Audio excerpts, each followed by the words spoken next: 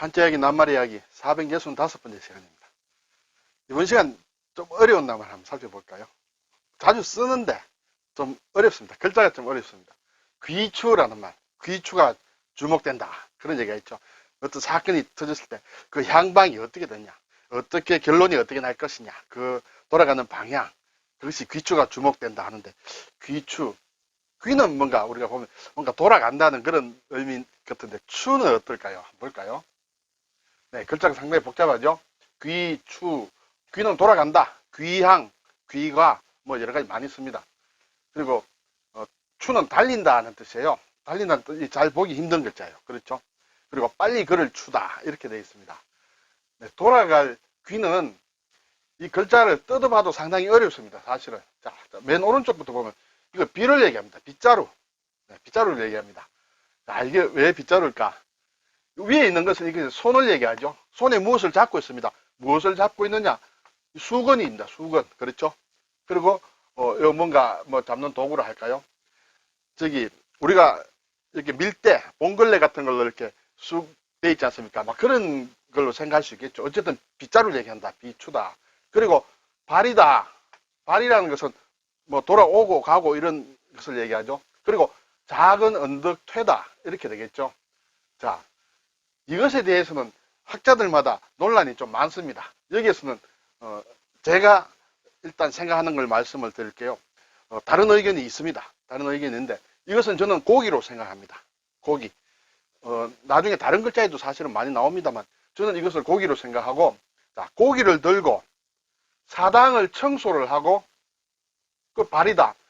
멀리 나갔던 자손이 집으로 돌아와서 이제 사당에서 조상님께 신고를 한다. 신고를 할 때 청소를 잘 하고, 돌아와서 청소를 잘 하고, 그냥 갑니까? 고기를 들고 제를 올리고, 저 잘 돌아왔습니다, 조상님. 이렇게 하는 것이 돌아갈 귀다. 저는 일단 그렇게 생각을 하고, 제가 신뢰하는 세계적인 한문학자가 그렇게 풀이를 하고 있습니다. 다른 학설이 물론 있습니다. 자, 달릴 추는 달린다. 여기 달릴 주가 있습니다. 그렇죠? 이것은 부수자죠. 네. 사람이 이렇게 사실은 팔을 이렇게 크게 흔들며 달리는 그런 모양이다. 이렇게 되겠죠. 원래는 위에 흑토가 아니고, 원래는 막 큰 대자다. 사람이 팔을 이렇게 크게 벌리고 있는 모양이다. 그리고 아래쪽에는 또 발을 뜻해요. 발을 가지고 달린다. 이렇게 되겠어요. 자, 근데 이제 문제는 이 글자가 문제예요. 꼴추예요.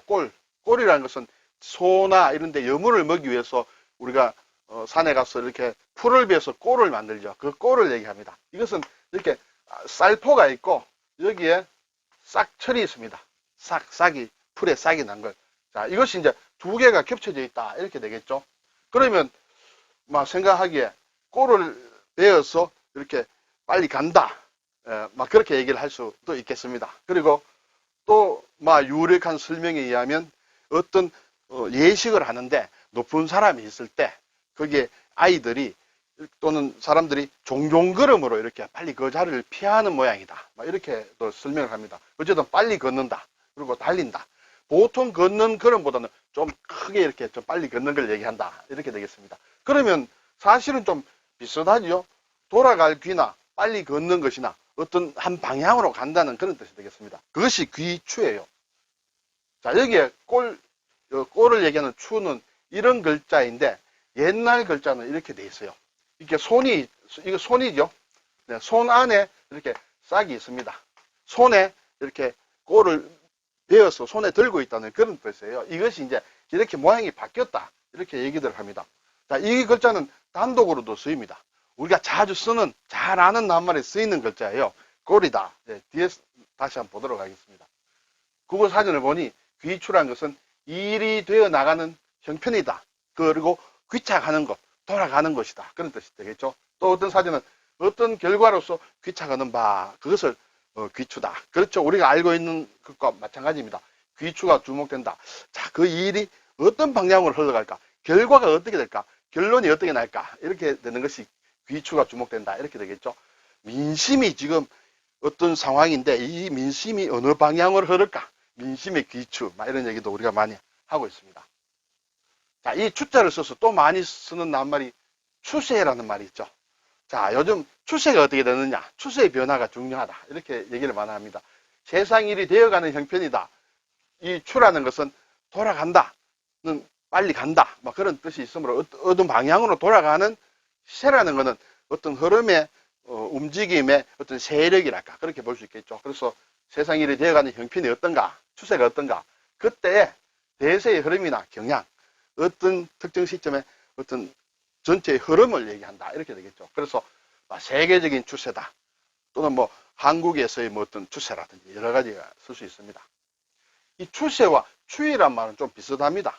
시간이 흐름에 따라서 어떤 사물의 상태가 변해가는 일을 추이라고 한다. 옮겨간다는 뜻이에요. 근데 이 추자는 밀추자입니다. 그리고 여기는 옮길 이자가 되겠어요.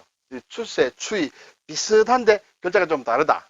글자가 다르면 사실은 낱말이 다르다는 얘기예요. 그래서 물론 낱말이 쓰이는 용도도 좀 다르겠죠. 근데 얼핏 보면 좀 비슷하다. 경우에 따라서는 막 섞어 쓸 수도 있을 거예요. 한자로 쓰지 않으면. 네. 자, 이 추자를 꼴이라 했습니다. 꼴추. 반추란 말을 많이 우리가 듣죠. 학교 다닐 때. 소가 여물을 먹고 자꾸 되씹는 것을 얘기합니다. 되돌린다는 뜻이에요. 꼴을 먹은 꼴을 다시 끄집어내어서 입으로 다시 씹고 넘긴다. 반추를 한다는 것이죠. 되새김한다. 되새김질. 그래서 어떤 일을 다시 생각해 보는 것도 우리가 반추한다라고 얘기하죠. 네. 그때 쓰니까 이 추자가 상당히 중요한 글자가 될 수 있습니다. 추는 꼴을 얘기한다. 근초다. 마른 풀이다. 이렇게 되겠죠. 자, 달릴 추는 오늘 나왔습니다. 추세, 귀추. 그렇죠. 그리고 여기에 이 꼴추에다가 새 추자를 쓰면 또 병아리 추자가 됩니다. 왜 새가 병아리를 꼴이 들어갔느냐 하는 것은 사실 잘 모르겠어요. 제가 여러 사진을 좀 찾아봤는데 제 마음에 드는 설명이 없었습니다. 그냥 이렇게 외우는 수밖에 없다 이렇게 되겠습니다. 그럼 이 병아리 추라는 것은 당연히 뭐 닭 새끼, 닭 그 병아리뿐만 아니라 새의 새끼를 얘기한다 이렇게 볼 수 있습니다. 잘 안 씁니다. 잘 안 쓰는데 이렇게 봉추란 말을 가끔 뭐 삼국지 같은 것이나 여러 가지 소설 볼 때 나오죠. 봉황의 새끼를 얘기한다. 봉황의 새끼를 봉추라고 한다. 이렇게 되겠습니다. 이 발음은 둘 다 이것도 추고 이것도 추니까 글자를 몰라도 요즘 나 글자를 알면 이것이 뭔가 읽는 거는 추로 읽는구나 이렇게 알 수가 있겠죠. 자, 앞에서 돌아올 귀자를 봤습니다. 자, 돌아올 귀자를 봤는데 이 부분이 지금 이 부분이에요. 저는 이걸 고기라고 얘기를 했습니다. 비슷하게 생긴 글자가 있죠. 이것은 음률여입니다. 음률여. 자, 이것도 저는 고기로 생각을 하고 있습니다. 이것을 써서 만드는 글자가 많이 있습니다. 여기에 간머리를 하면 집 관자예요. 집 관자입니다. 관리할 때도 이렇게 쓰죠. 그런데 여기에서 모양이 이제 조금 이 모양과 이 모양이 좀 비슷하죠. 언덕이란 뜻이에요. 그래서 사람들은 저는 이것을 고기로 생각하지만은 이 모양과 비슷한데 이 언덕부에서 아랫부분을 뗀 모양이기 때문에 이것을 흙의 덩이다. 흙덩이를 얘기한다. 이렇게 얘기를 하기도 합니다. 제가 고기라고 하는 것은 이 고기 덩이를 이렇게 얹어 놓은 그런 모양이다. 그런데 언덕부와 비슷하므로 이것을 흙덩이로 이렇게 생각하는 사람들도 있습니다. 그 정도 그런 이설이 다른 여러 가지 설이 있다는 것만 생각을 하시고요. 자, 그런데 제가 이걸 왜 가져왔냐면 모양이 일단 비슷하지만 우리가 이 글자 있죠. 좌부변, 우부방 글자는 모양이 똑같죠. 그러면 이것은 부숫자 이름이 왜 좌부변이라고 하느냐? 그리고 이것은 왜 우부방이라고 하느냐? 방이라는 것은 글자의 오른쪽에 있으므로 이것은 오른쪽에 있을 때 모양은 물론 같습니다만 오른쪽에 있다고 봤을 때 방이고 왼쪽에 붙는 글자는 변입니다. 근데 왜 왼쪽에 붙는 변이다. 근데 부는 왜 부라고 하느냐? 이 글자 때문에 그렇습니다. 이 글자를 생략한 것이 왼쪽 글자이거든요. 언덕부자가 상당히 복잡하죠. 언덕부자가 다른 글자와 합쳐서 언덕이란 뜻을 나타낼 때는 이것으로 그냥 끝나는 거죠. 그렇죠? 그래서 왼쪽에 있는 언덕부와 관련된 줄인 그 변으로 쓰이는 글자다. 이렇게 되겠죠. 그럼 여기서는 왜 우부방이라느냐?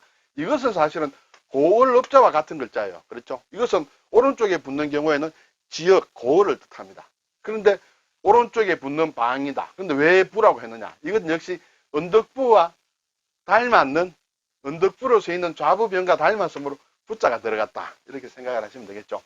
조금 복잡했나요? 혹시 왜냐하면 부수 이름을 하다가도 왜 좌부변이고 우부방이냐 할 때 이 부는 원득부와 관련이 있는 글자다. 이렇게 보시면 되겠습니다. 자, 이제 비추자가 나왔습니다. 빗자루라는 뜻입니다. 앞에서 돌아올 귀자에 빗자루가 있다는 것이죠. 비를 가지고 쓴다는 것이에요.